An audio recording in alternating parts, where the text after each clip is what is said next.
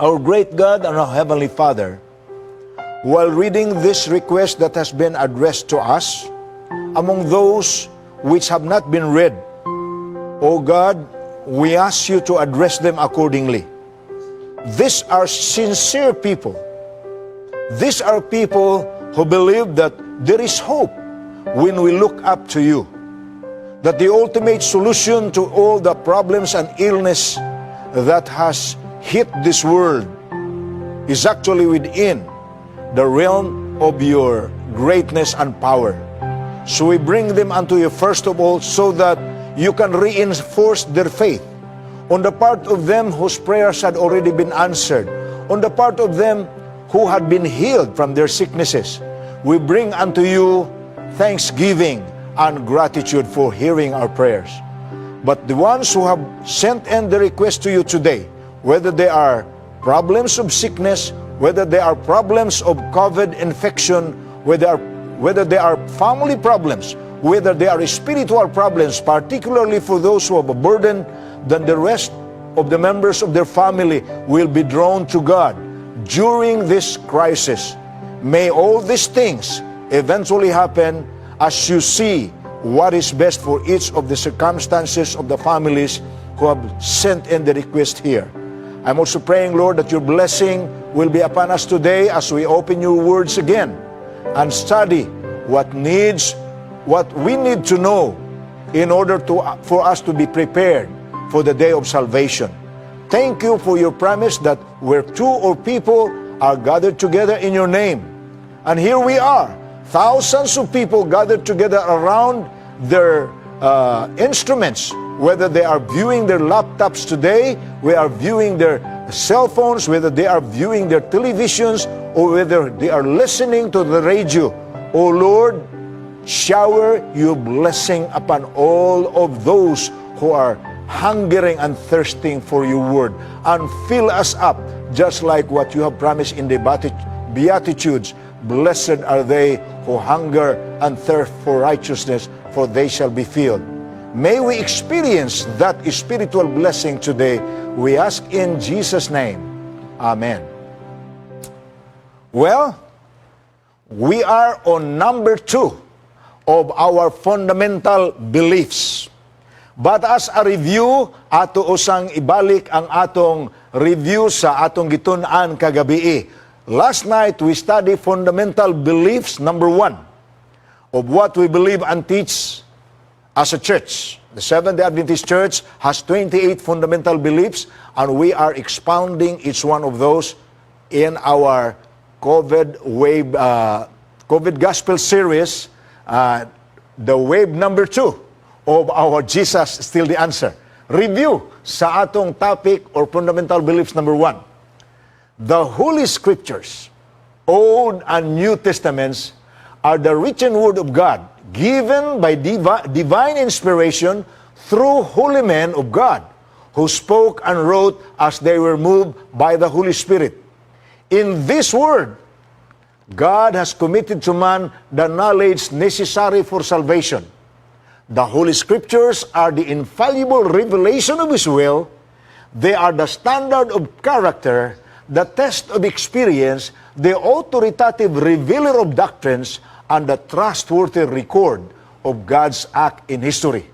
Mauna ang atong fundamental beliefs number 1 about the Holy Bible, the Holy Scriptures. And by the way, when we talk about the Holy Scriptures, we are talking about the whole book, 66 books of the Old and the New Testament. There is no such thing as era for the Old and era for the New. That's why sa series ni Pastor De La Piña, gitaytulan na niya the timeless truths, because they are truths that are not confined to a certain period of historical time. It is true before, it is true today, and it will remain to be true forever. Muna ang teaching sa Holy Scriptures, because just like God, His words are immutable. It does not change. It's constant. Naipipila ka butang nga akong pabantayan kaninyo sa atong gitun-an. Number 1, kanang giingon diha nga, in this word, God has committed to man the knowledge necessary for salvation. Sa ato pa, Ang tanan nga gisulat sa kasulatan mao ang angayan atong mahibaluan aron kita makadawat sa kaluwasan. Meaning, ug dunay mga butang nga lantugian sa mga tao kana dili na essential for salvation. Pananglitan, some people are bothered. Kinsa man gyud nag-compose anang 144,000, literal ba na nga number o dili na? Do you really think ang pagkahibalo kung literal ba ang 144,000 sa Book of Revelation or symbolical ba na? Do you really think that has relevance in your own salvation? I think no. Para nako, what needs to be learned, what needs for us to know, ang mga butang nga angayan nato mahibaluan aron ta maluwas, maunay atong tun-an. Kanang maka-refine sa atong karakter, kanang maka-umol sa atong pagginawi nga mahimutang mahigugmaon sa atong isig katao ug maalagaron sa Ginoo. Those things, the essentials for salvation, are the most important reasons for God giving us the book. The second point nga akong ipahinumdom sa inyo, kanang pinulungan nga nagingon, the Holy Scriptures are the infallible revelation of His will. You know the word infallible. It doesn't make a mistake. It's certain. The correctness is precise and accurate. And it is timeless. Wala na mag-govern og panahon. Standard of God's character, the test of experience, and authoritative doctrines of revealer of doctrines. Muna ang giingon ni Paul sa 2 Timothy chapter 3. God has given us the Scriptures and it is profitable for reproof, for correction, for doctrine, and for the learning about righteousness. Muna ang upat kabutang nga hinungdan nganong gitugahan ta sa Dios. Now, anhita karon sa atong fundamental beliefs number 2. The Godhead. Ang pagkadiyos. The doctrine about God. Akong i-read uban sa inyo precisely ug unsa ang wording sa fundamental beliefs number 2. You can read with me from the screen. There is one God, Father, Son, and Holy Spirit. A unity of three co-eternal persons. God is immortal, He is all-powerful, He is all-knowing, above all, and ever-present. He is infinite and beyond human comprehension, yet known through His self-revelation. He is forever worthy of worship, adoration, and service by the whole creation. Sa atong fundamental beliefs number 1, atong nasabtan nga, God revealed Himself in two ways. The general revelation, which is His revelation of Himself through nature and through historical recognition of His existence. Dili lang ang na-record sa Bible, kundi ang na-record according to historical time. Muna yung general revelation. Apan ang special revelation was done by God when He revealed Himself to the prophets. Ang mga prophets mo iyang gigamit sa pagsulti siyang kabubuton ngadto sa mga tao ug kana nga mga prophets ang gipadayag sa Dios kanila, gi-preserve kana nila dinhis bala ang kasulatan. Apan ang pinaka most special according to Hebrews 1 verse 1 is God revealing Himself through His Son Jesus Christ.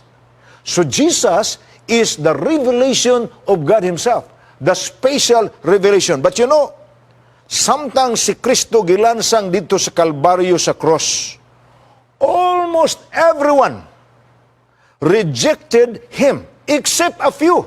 Kadtong pipila sa iyang mga tinunan, mga mikuyog in taon, samtang siya gipapasan sa cross hangtod sa Kalbaryo, kadtong kababainan nga nag-alagad sa ingon nga kauban sa mga tinunan, o dito sa cross mismo, kadtong theft on the cross, nga sa Luke 23 verse 42 miingon, Lord, niila kaniya nga Ginoo, hinumdumi ako kun tua ka na sa paraiso.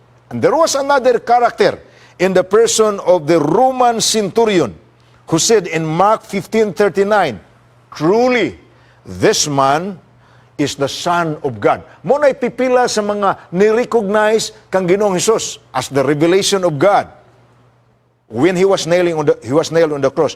When John wrote, he came unto his own, and his own did not receive him, as in John 1:11. He was thinking not merely of the crowd at the cross or even of Israel, but he was thinking of every generation that has lived, except for a handful of all humanity, like that raucous crowd at Calvary, has failed to recognize in Jesus their God and their Savior.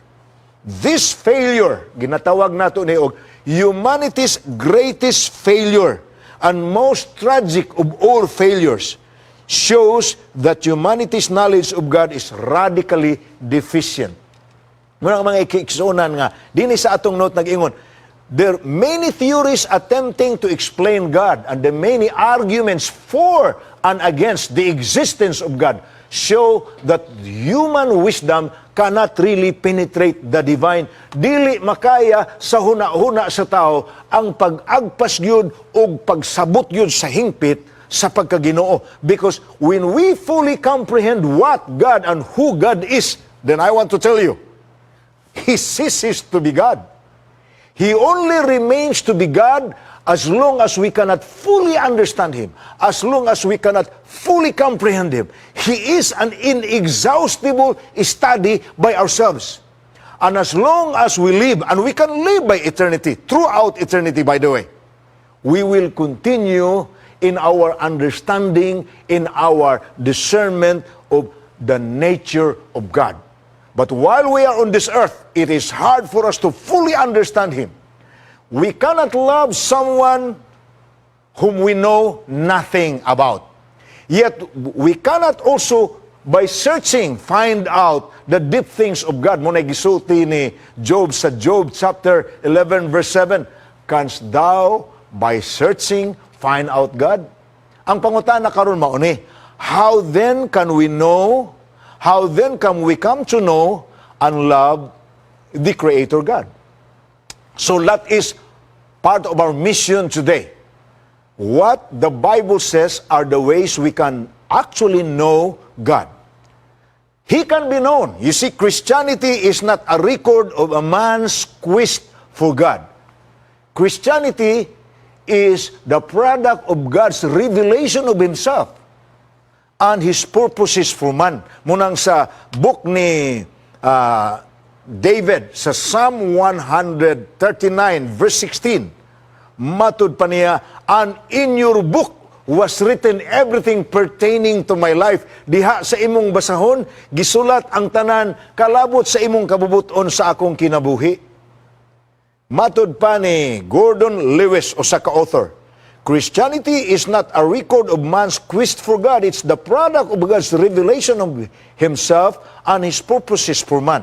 This self-revelation is designed to bridge the gulf between the rebellious world and a caring God. Ato naman yung define kagabi. There was no separation between God and man after creation. God was in a face-to-face fellowship with Adam and Eve. Magkasultihay sila sama sa himuon nato karon ug mag-atubangay ta.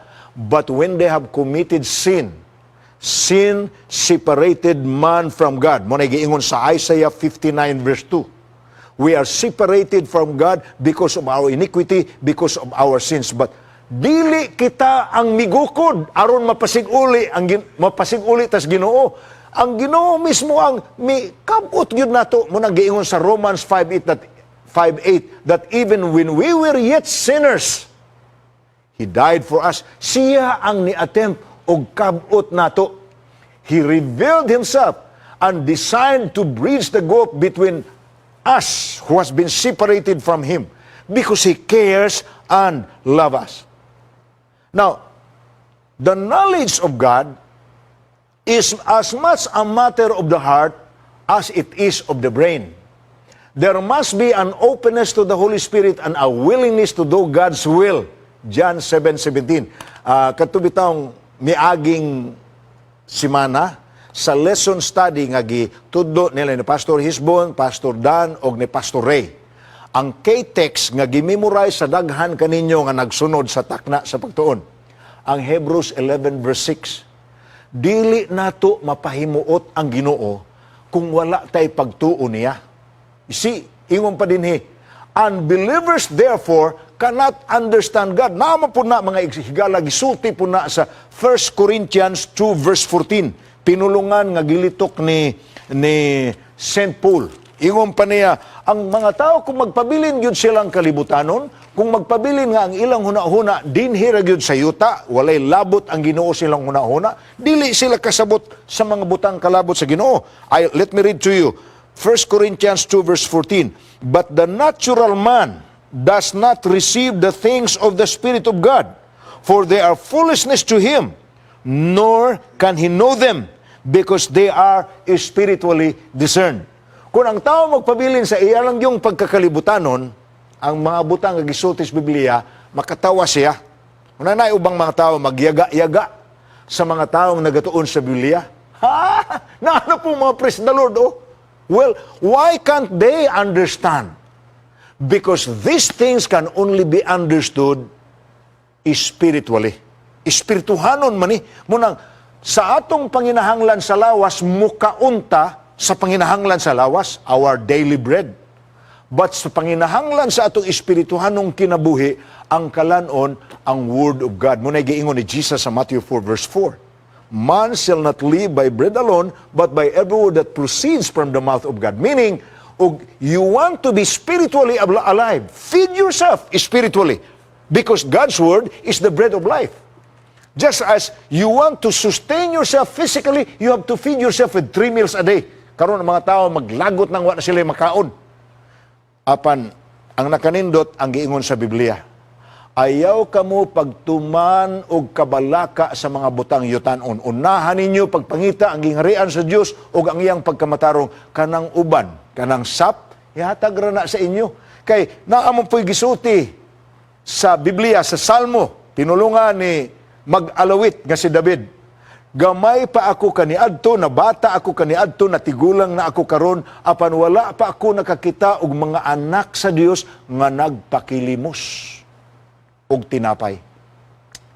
Ang mga anak sa Dios, mga higala, dili na niya pasagdan. Unas tanan, God is going to guide them as to what to do in order to make ready their resources. Ikaduha, kung may pagsalig ka sa Dios, kinigod nga butang nga higala, lisod magudig paminawon lang ninyo ni gikan sa pastor or paminawon lang ninyo ni gikan sa mga magtutudlo. Kay kanang resulta gud sa imong pagtuo, parihaan ang gitubag ang imong pagampo. Kung isugilon lang na sa uban nimo, meaningless na siya. But if you experience that yourself, then you can testify. Because these things are not supposed to be only theories. They are not theoretical. They are experiential. Mahimo lang makahuluganon ni sa imo kung mahimo nang tipik sa imong kasinatian. Munang giingon diha, unbelievers therefore cannot understand God. Why? Because as Paul said in 1 Corinthians 2:14, they can only be understood spiritually. So magpabilin kang kalibutanon, makatawa kas mga taong nag-alagad sa Ginoo. Apan kung nag-alagad sa kas Ginoo, dako og kalainan ang imong attitude sa pagsagubang sa mga suliran sa kinabuhi karon. Now, the existence of God, there are two major sources of evidence for the existence of God. Number one, the book of nature and the Holy Scriptures. When we talk about the book of nature, nasa Romans 1 verses 18 to 22 and verse 28. Everyone can learn of God through nature. Nature has the footprints of God. Makita nimo kay imposible manggod nga moingon ka nga dibuto lana. Mga butanga. Nitubo lang. There must be a power behind the existence of nature.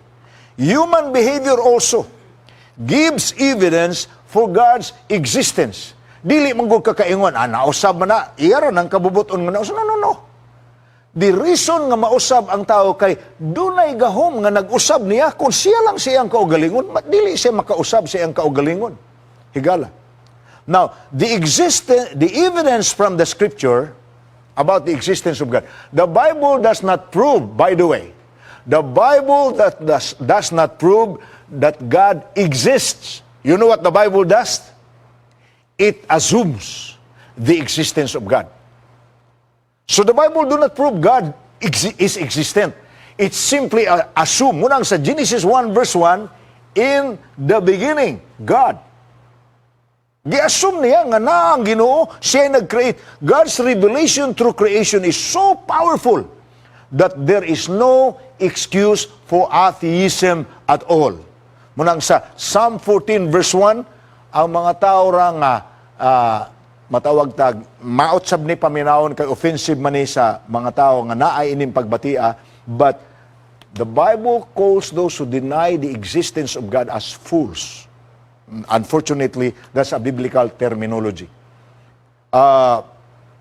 The Bible reveals God's essential qualities through His names, His activities, and His attributes. Ang mga kinaiyahan sa pagka-Diyos, masabta nato na sa lain-laing ngalan nga gidescribe sa Bible kaniya, sa lain-lain niyang kalihukan nga masubay nato sa kasaysayan, sa kalibutan, ug sa mga attributes. May mga attributes sa higala. Pipila ni ini ang sa atong mga names sa Ginoo. Naa sa Bible, He has several names. The Hebrew names are, for example, kanang word nga El. That's the Hebrew for the word for God. Elohim is another word, apan mura na siya plural form. Now, why I'm talking about one God in plural form will be subject of our study in the next few nights. But tonight, we have one main purpose, to know the revelation of God in the Holy Scriptures about the Godhead. Another name of God that is mentioned in the Bible is Elyon or El Elyon, which means Most High or God Most High. And this is focusing on His exalted status, ang iyang pagkalabaw bitaw sa tanan, munang gitawag siyang Elyon, Most High. Labing taas siya sa tanan, wala na'y makalabaw pa kaniya.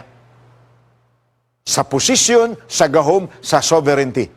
Another name of God that is mentioned in Scriptures, another Hebrew name is Adonai. The word Adonai muna'y gihubad sa atong English nga Bible nga Lord. This pictures God as the almighty ruler of the world. The other names such as El Shaddai, the Almighty God. There are many other names revealed in the Scriptures, which shows God's willingness to enter into a relationship with people. Kadaghanan siya ang mga ngalan, ang gipasabot, ang iyang gibuhat on behalf of man. Ang iyang relasyon nganha sa tao. Now, there are also activities of God that are mentioned in Scriptures. The Bible writers spend more time describing God's activities than God's being.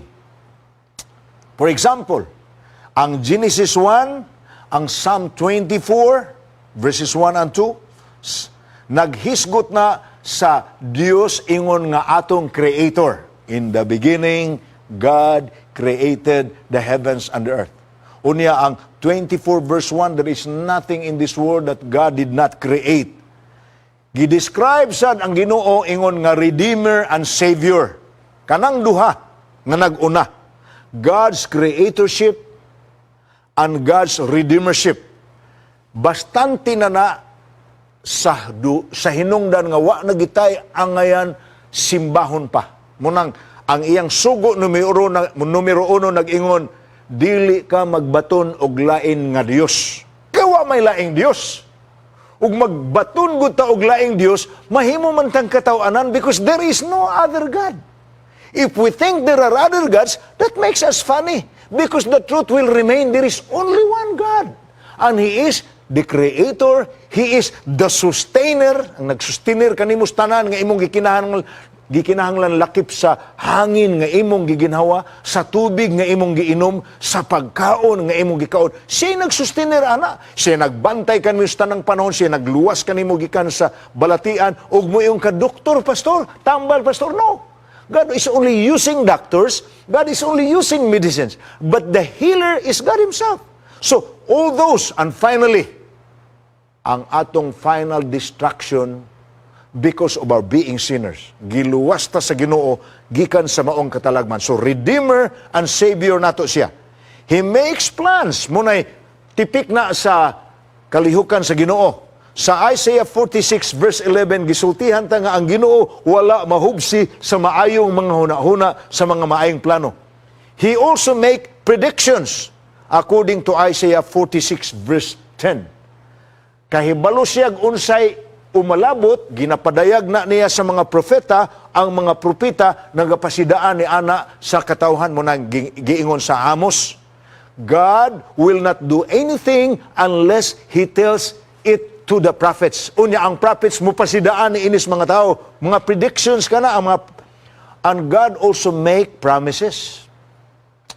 And one thing with God, He does not fail to fulfill His promise. Unsay iyang gisaad, iya ginang tumanon. Kung imong claimon ang iyang saad, maka-experience ka. Muna akong giingon ninyo. Try it. Pagbasa og saad sa Biblia, claim that God will fulfill it to you. I want to tell you, muna akong giingon sa inyo kaganina, kanang butanga, dili mangguna pwedeng isugilon lang. Imong masabtan ang kamatuoran ni ana kung mahimon ang tipik sa imong kasinatian. These things are not theoretical, they are experiential. And then also God forgives sins. Muna'y usa sa iyang attribute. And nobody else, by the way, deserves to forgive sins. Kaya mismo gani si Joseph na hinumdo mo atong pagtintal kaniya ni Mrs. Potiphar. Pagtintal kaniya apan wala siya ning yield sa tentasyon. Ang very good words, the words of integrity of a man who has God in his heart, iyang gilitok ang pinulong nga nag-ingon nga, how can I sin against God? Tentasyon ni Potiphar, sin against God? Nga nung man siya mo ingon, dili ko makatugot sa akong kaugalingon nga makasala ko batok sa akong amo nga si Potiphar. O dili ko makaako sa akong kaugalingon nga may tulubagon ko matud sa mga Ehiptohanon, batok sa mga Ehiptohanon. Ang iyang gi-recognize kung mahulog ko sa tentasyon, ang akong tulubagon dili sa tao, paingon sa Ginoo. How can I do this great wickedness and sin against my God? So ultimately, the only ones who really can forgive sins is God Himself. Because when we commit sin, we have violated the commands of God. Muna'y pipila sa mga activities sa Ginoo. Now, may mga attributes po siya. Doon ay gingalag incommunicable attributes. Sama pananglitan sa iyang kinabuhi, life in Himself. Meaning, self-existent siya, naana siyang daan. Walay naghatag kaniyang kinabuhi. Wapoy mukuha siyang kinabuhi, naa kaniya ang kinabuhi. Self-existent siya. Another attribute of God is, He is independent in will. Walay makabuot niya. Siya ang magbubuot sa tanan. Dili siya kabutan ni bisan kinsa. Independent in will. The other incommunicable attribute of God is, He is omniscient. Naa kaniya ang tanang kaalam. Walay butang, wala niya mahibaw kay unas tanan, siya ang nagbuhat sa tanan. All now knowing God, omniscient siya. Then, another attribute of God, He is omnipresent. Omnipresent gani, bisag asa tuwa siya. Nahinumdum ko mga kagalaan. Sa 4th year high school ko, may maestro mi sa literature. Tungod lagi kay, nabilong man ko sa religious minority sa among klase.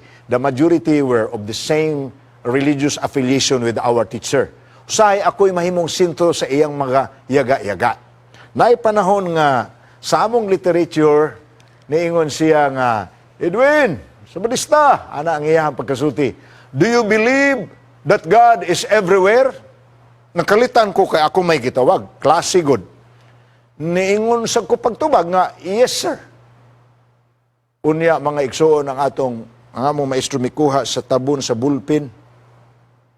Ingon siya nga, so you believe that God is inside the cup of this bullpen?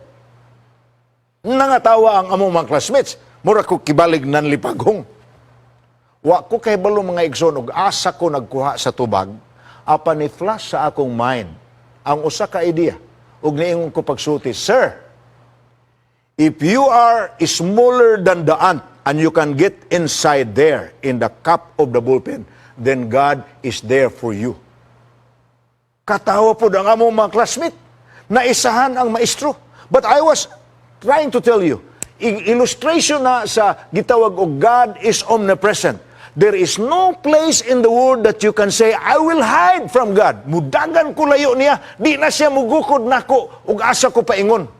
May usa ka drug addict nga karon ministro na. Iyang testimony mga kaigsuonan, it was during the time when he was high on drugs that God reached out to him. Nahinumdum ko nga, part gapon ni sa among literature class kaniadto, may usa ka poet. I don't recall the name of the poet. Poet nga nag-ingon nga, for fools rush in where angels fear to tread. Dili kuno mo anha ang Ginoo, dili mo anha ang mga manulunda sa dapit nga ang mga buang nagpundok. Say for example, nag-ingon ang mga tao sa dapit sa buringan, dili gi ka ka-expect nga naa dihang Ginoo. Sa dapit sa mga gibuhatan sa mga dautan nga mga buluhaton, dili ka ka-expect nga naa dihang Ginoo. But I want to tell you, there is no place in the world you can run into and hide yourself.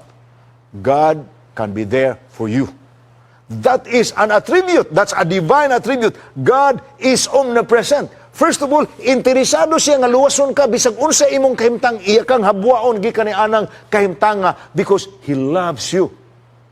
And next attribute of God, He is all powerful. Sa biblical nga terminology, gingalan na siya omnipotent. Naa kaniya ang tanang gahom, walay butang nga di niya mahimo. Munang kantas mga kabataan. My God is so great, so strong and so mighty, there's nothing my God cannot do. It's true. It's a childish song, but it is singing in truth. Kay mauna ang attribute sa Ginoo. More.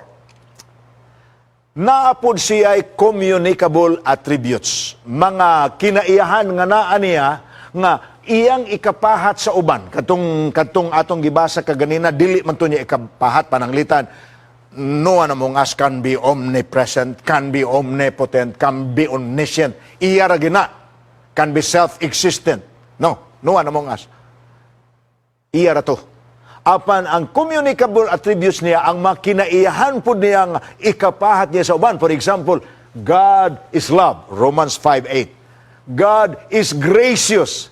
God is merciful. God is patient. God is holy. God is righteousness.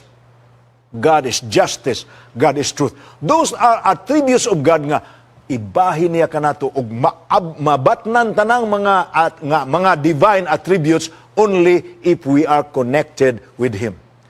So, ang next nato nga tunaan about God is His sovereignty. The Scripture clearly teaches that God is sovereign, meaning siya ang labaw sa tanan. He does according to His will. No one can restrain His hand. Walay makapugong kung unsay iyang buhaton. Kaysa Revelation 4 verse 11 pa na ang dihang text nga nag-ingon, for you created all things and by your will they exist and they were created. And there are several other verses in scriptures that support that idea. For example, ang Psalm 19 verse 1, by the word of the Lord were the heavens made, and all the host of them by the breath of His mouth. Verse 6, for He spoke, and it came out. Unsay iyang gihimo, unsay, that is the sovereignty of God. Then the other thing that we should know about God's sovereignty is His capacity, part sa iyang omniscience, kanang gingalag, the predestination and human freedom. Now, the Bible reveals God's full control over the world. Ang terminology nga gigamit na, He predestined people to be conformed to the image of His Son. Now, naalay ubang katauhan nga na misunderstood nila ang pulong predestination. Duha man gud ni kabutang ang naa sa Dios. He predestined and He has foreknowledge. Ang kalainan kay kanang ang uban naghubad anang predestination nga ang tao unsa siya karon mao nay pagbuot sa Ginoo sa iya. Ingon ana siya Kay gitagana na siya sa Ginoo nga ingon, ana, abi ninyo, that's a misunderstanding of God's attribute.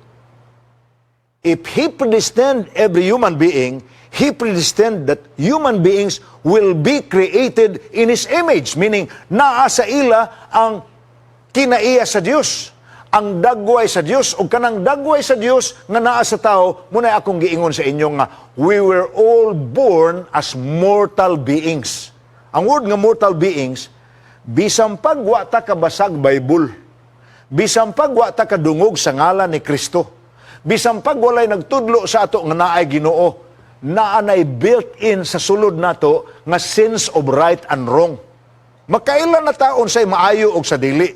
Although sa naglawig ang panahon samtang nagtubo ta, makondisyon ang atong hunahuna nga pwedeng sama sa giingon sa Isaiah 5:20, pwede nga tawgon na nimo og maayo ang dautan, pwede na pud tawgon nimo og dautan ang maayo. But inwardly, kada usa nato nga tao gyuta nga moral beings ta.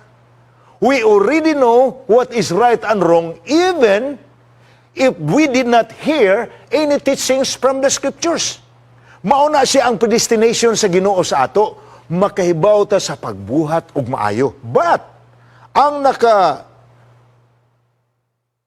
usa ka attribute sa Ginoo gawas nga nahibalo siya unsay imong dangatan. Dili siya mopugos sa imo ug unsay imong buhaton. Munay giingon sa ubang magsusulat, God does not lead His people contrary to what they choose to do for themselves. Dili siya mopugos tao. Ang iyang kabubuton, sama anang na-define sa 2 Peter 3 verse 9, managpakakabot unta ang tanan sa kaluwasan, sa paghinulsol. As far as God is concerned, ang iyang predestination nga ang tanan makakabot sa kaluwasan. Apan ang pangutana, nganong dili man ang tanan makakabot sa kaluwasan? O saray tubag, ana, kay naa may uban nga mudisider pag-reject sa kaluwasan, naa man po'y uban nga mudisider sa pagdawat sa kaluwasan. So, even if God predestines that you are a moral being, you know the sense of right and wrong, dili siya mapugos sa imong choice. Kakanang gift of freedom of choice, maunay gasa sa Dios nga di giniya bawion gikan sa tao. Nganong di na niya bawion? Kay dili siya gusto nga ang tao mualagad niya nga murag robot, muandar, sumala siyang pagpindot sa buton. No. God wants that our willingness to serve Him, our willingness to accept Him, must be from our hearts. Gihigugma nato siya, and that is His predestination for us. But He does not force His will upon us. Mo nang giingon sa uban nga, si Judas kuno, gitagal na maggutos Ginoo, nga sige mo traidor kang Ginoo. So no, kung basahon ninyo ang basahon nga, gingalag Desire of Ages, makita ninyo diha nga sukad sa pagkaila-ila pa lang ni Ginoong Hesus sa kang Judas hangtod sa iyang pagpakig-unong sa iyang mga tinunan. Apil si Judas, tanang butang nahibaw ng Ginoo daan nga kini si Judas munay may betray nako. But throughout his dealings with Judas, he was trying everything he can to change his mind so that the destination nga nakita nas Ginoo kanang gingalan natog foreknowledge. Nahibaw na siyang daan unsay mahitabo. Lahi ang foreknowledge sa predestination. Ang predestination kanang gi-claim sa ubang mga tao nga dili namang kumausab kay mao man gini kabubuton sa Ginoo nako. That's wrong. Ay pasanginling Ginoo unsay nahitabo nimo. Imo nang choice. Imo nang choice. Apan ang iyang predestination nimo nga moalagad ka og maghinulsol kaniya. Maghinulsol kas imo mga sala. 2 Peter 3 verse 9. So that's exactly what we are talking about here. God's knowledge about what individuals will do does not interfere with what they actually choose to do. The foreknowledge of the Godhead never violates human freedom. Now, the other thing that we have to talk about God, and we are going to talk of the details later. Israel believed there was only one God. Kita, modern Israel man ta, we believe the same. Usara, kaginoo, gingalan na natong monotheistic belief. The New Testament places the same emphasis on the unity of God, one God. This monotheistic emphasis does not contradict the Christian concept of the triune God. Na ang uban, dili ganahan maminaw aning pulo nga Trinity. Kay dili kuno na nimo mabasahan sa Bible. Yes, we cannot read the word Trinity in the Bible. But the concept of the Trinity, the three persons of one God, is biblical. Atong unahon nanglitan. Although the Old Testament does not explicitly teach that God is triune, tulo nga usa, it alludes to a plurality within the Godhead. For example, sa Genesis 1, verse 26, paghimo na niyag tao, and God said, muna ang text, Genesis 1:26, and God said, let us make man in our image. One God is creator. But that one God, when He created man, said, let us make man in our image. Naapo na sa Genesis 3, verse 22, let us, munang Elohim, singular nga plural, usa ka Ginoo, tulo ka persona. Various references distinguish the Spirit of God from God Himself, and more references points towards God the Son. Now, there is no distance between the persons of the triune God. All three are divine, yet they share divine powers and qualities. While the Godhead is not one in person, God is one in purpose, one in mind, one in character. This oneness does not obliterate the distinct personality of the Father, the Son, and the Holy Spirit. Nor does the separateness of personalities within the deity destroy the monotheistic thrust of Scripture that the Father, Son, and Holy Spirit are one God. Ang ubang tao makatawa, ana, kay mo ingon sila na unsa na yung mga Kristohanon. Usara kuno'y Ginoo, pero naay usara kuno'y Dios, pero naay Dios Amahan, naay Dios Anak, naay Dios Espiritu. Higala atong gi-adapt dinhi sa atong Jesus Still the Answer ang muto nga God said it and I believe it and that settles it. And the Bible teaches us that there is only one God. We don't deny that. There is only one God. But God, that one God has three persons. God the Father, God the Holy Spirit, and God the Son. And these three persons are distinct. Atong padayonon. Within the Godhead, an economy of function exists. God does not unnecessarily duplicate work. Order is the first law of heaven, and God works in orderly ways. This orderliness issues from and preserves the union within the Godhead. The Father seems to act as a source, the Son as the mediator, and the Spirit as the actualizer or applier. The Incarnation beautifully demonstrated the working relationship of the three persons of the Godhead. Apan ang pinaka-outstanding yun, nga excellent yun kay nga example, God is one, but there are three persons ang nahitabo sa baptism ni Jesus Christ. Because when the Son, Jesus Christ, was baptized, the Holy Spirit descended to Him in the form of the dove. While that happens, the Son just came up out of the water, and the Holy Spirit descended to Him in the form of the dove, the people have heard the thunderous voice of God, the Father, which says, "This is my beloved Son, in whom I am well pleased." So the economy of function, different members of the Godhead perform distinct tasks in saving man. The work of the Holy Spirit does not add anything to the adequacy of the sacrifice that Jesus Christ made at the cross. Christ, the mediator between God and us, thus unites us to the Godhead. Jesus is the way, the truth, and the life. John 14, verse 6. The good news is centered in a person and not merely a practice. It has to do with a relationship, not just rules. For Christianity is Christ. At the cross, the Trinity made a full revelation of unselfishness. There was our most complete revelation of God. From this cross, God proclaims His loving invitation to us. Be reconciled, and the peace of God, which transcends all understanding, will guard your hearts and your minds in Christ Jesus. So tomorrow evening, after we have studied about the Godhead today, maunay biblical word yun sa pagka-Diyos, Godhead. Kanang word nga Trinity, dili na biblical word. Godhead ang word. Tomorrow, we will begin our study of each distinct person of God. We will study about God the Father tomorrow. We will study about God the Son next day. And we'll study about God the Holy Spirit the next day. And then we have completed the first branch of our fundamental beliefs, the study of God, our theology. So brothers and sisters, tonight we have ended our study of the Godhead as revealed in Scripture. Remember, as people who believe in the Bible, God said it, we believe it, and that settles it.